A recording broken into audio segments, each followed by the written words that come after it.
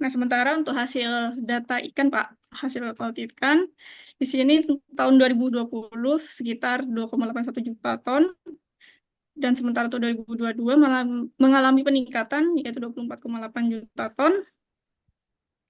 Nah, kemudian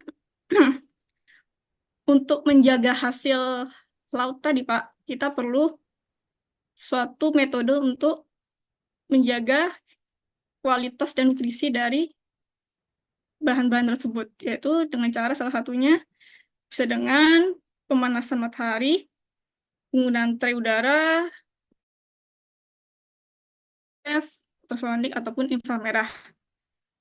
Nah, di sini di Indonesia, rata-rata untuk nelayan yang ingin mengeringkan hasil hasilnya, mereka menggunakan sinar matahari. Nah, tapi ketika menggunakan sinar matahari, efisiensi hasil pengeringan itu kurang bagus, Pak, karena bergantung dengan cuaca, kemudian pengeringannya cukup lama, dan kurang bersih karena terkena debu. Nah, sehingga di penelitian ini kami membuat sebuah sistem pengering di mana pemanasnya menggunakan sumber inframerah dan bisa kita pantau secara real time. Nah, untuk dana penelitian yang setuju itu sekitar 16.750.000 rupiah. Untuk solusi dan metode penyelesaiannya, yang pertama kita menggunakan metode untuk hemat daya, Pak, di mana di sini sumber listriknya, sumber utamanya yaitu panel surya, dan cadangannya yaitu sumber dari PLN. Kemudian yang kedua, kita menggunakan sumber pemanas yaitu LED inframerah, di mana mungkin Bapak Ibu tahu sekalian, LED sendiri tuh memiliki daya yang cukup rendah. Nah, kenapa saya menggunakan inframerah? Karena inframerah itu memiliki pengaruh terhadap molekul-molekul yang terdapat pada bahan, sehingga ketika dipanaskan dengan infrared, maka molekul akan bergetar, alami proses pengeringan, tapi tidak kehilangan nutrisinya. Kemudian, penggunaan sistem kontrol, kami menggunakan fuzzy logic, di mana fuzzy logic sendiri dapat melakukan pengontrolan yang memiliki atau yang hampir sama dengan perilaku dari manusia. Kemudian yang terakhir, yaitu terkait IoT atau Internet of Things.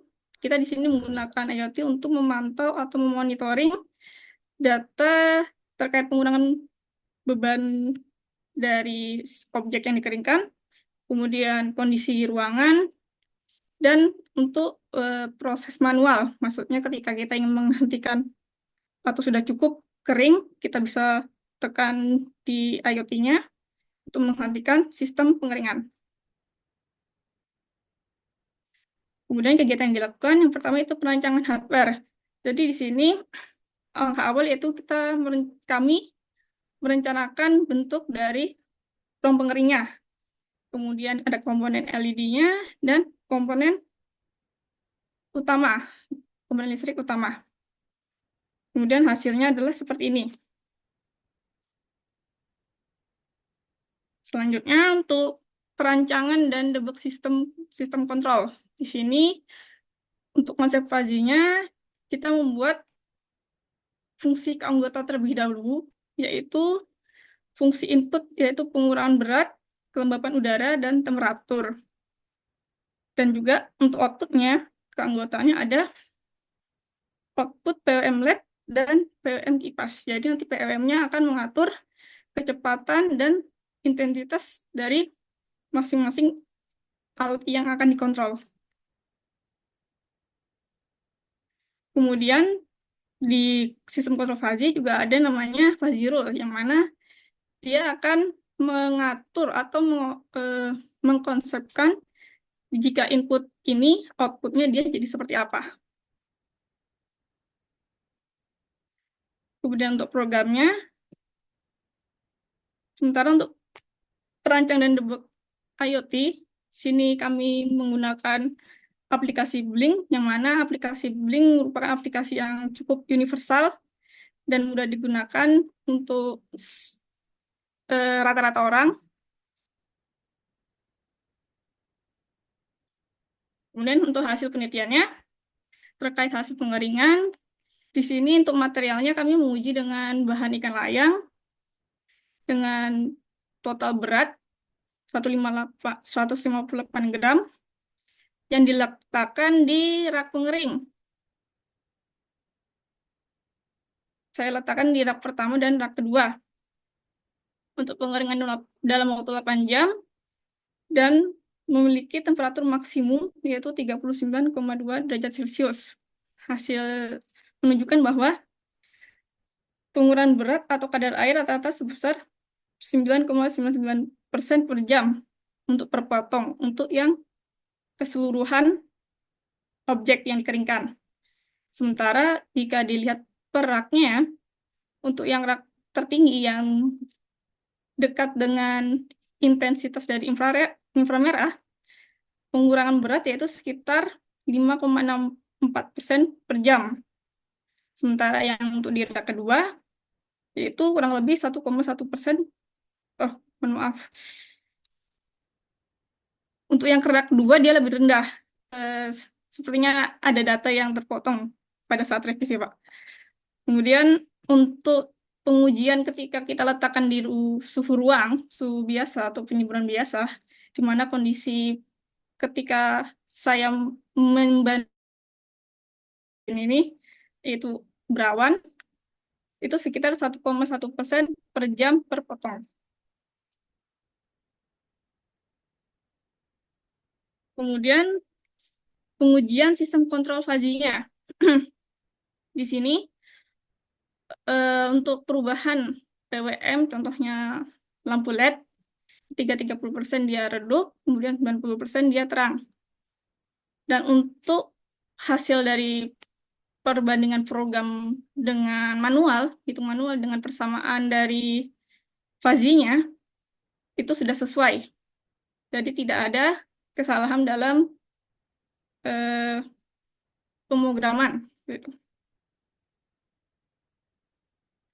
Sementara untuk yang IoT, untuk data yang ditampilkan sesuai. Jadi untuk PWM atau besar kontrol untuk yang inframerah bisa ditunjukkan dengan tepat, kemudian kelembapan ruangan juga sudah cepat juga, temperatur ruang juga, dan pengurangan berat juga sudah sesuai. Namun kekurangannya di sini yaitu agak sedikit delay, karena tergantung dari koneksi internet masing-masing perangkat. Untuk luaran hasil penelitian, pada awalnya saya menuliskan jurnal Sinta 2 di Jurnal Nasional Teknik Elektro dan Teknik Informatika UGM. Kemarin saya sudah submit, alhamdulillah sudah ada konfirmasi terkait di accept atau tidak. Kemarin saya dapat info itu karena dia kurang sesuai dengan minat dari JNTTI, maka di decline. Jadi saya mengajukan ke jurnal yang lain, yaitu Jurnal Teknik Elektro Unibah. Mengingat juga waktu akhir tahun harus, kalau bisa harus bisa publish. Untuk bukti salah satunya yaitu bukti email untuk submitnya. Nah, kemudian kendala dan solusinya. Penelitian yang dilaksanakan memiliki hambatan terkait proses pemanasan dengan inframerah. Nah, karena hal ini terjadi karena ruangannya cukup besar, yaitu sekitar 80 cm kali 80 cm dan tingginya 80 cm, sehingga intensitas yang hanya ada di bagian atas itu kurang menjemar ke rak-rak bawahnya, sehingga kita perlu menambahkan LED di sekitar sisinya, sehingga yang awalnya kita ingin menggunakan daya yang rendah, jadinya kita hasilnya kurang sesuai dengan tujuan penelitian. Jadi agak lebih besar kita menggunakan dayanya dari yang kita perkirakan, gitu Pak. Ini mungkin beberapa dokumentasi Ya, yang bisa saya ya, ya. sampaikan. Oke. Baik, terima Bu. kasih Oke. atas kesempatannya Bapak dan Ibu sekalian. Kurang lebihnya mohon maaf. Wassalamualaikum warahmatullahi wabarakatuh. Waalaikumsalam warahmatullahi wabarakatuh. Bu Hairunisa, Jurnal Teknik Elektro Uniba itu terakreditasi Sinta berapa? Sinta yang update terbaru di webnya Sinta 5 Pak, mas tulisannya. Oh ya, Tapi oke. kembali Ya, akreditasi. ya. Sebenarnya sangat tidak disarankan kalau di submit ke jurnal yang dimiliki kampus, Bu. Harusnya di itu ya. Ya, tapi ya enggak apa-apa, ini enggak apa. Kan sudah terakreditasi kan? Sudah, Bu. Sudah Pak. Oke. Yang kedua, Ibu, eh, penurunan kelembaban itu ditarik pakai apa, Bu? Pakai kipas. Oh iya, jadi ini Pak, pengurangan kelembapan itu menggunakan load cell Pak. Jadi karena tadi tidak saya jelaskan isi komponennya mungkin Enggak. jadi di Jadi cara cara membuang kelembaban di dalam kotaknya pakai kelembapan. apa, Bu? Jadi cara membuangnya dengan kipas Pak. Ada Oh, kipas exhaust keluar. oke. Dananya cukup, Bu, buat kayak gitu, Bu. Saya cukupkan Pak. Oh ya, jadi itu ya. Jadi Sinta 5 ya, Bu, jurnalnya ya, Bu ya. Iya Pak, Sinta 5, Namanya Sinta jurnal apa? 4. Ya, ya Pak, Namanya jurnal apa? Jurnal Teknik Elektro Uniba Pak.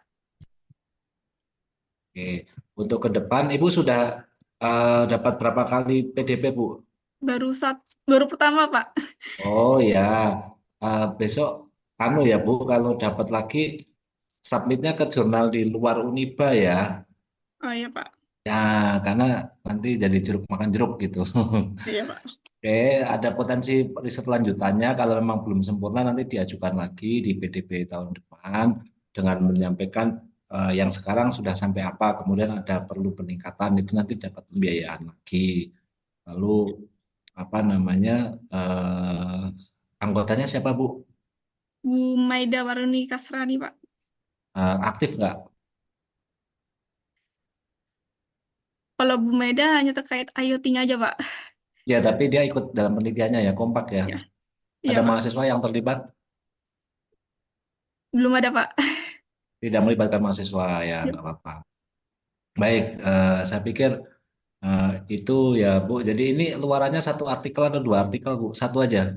satu Pak. Oh ya, oke, sebentar.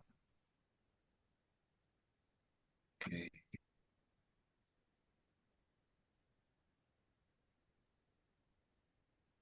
saya tulis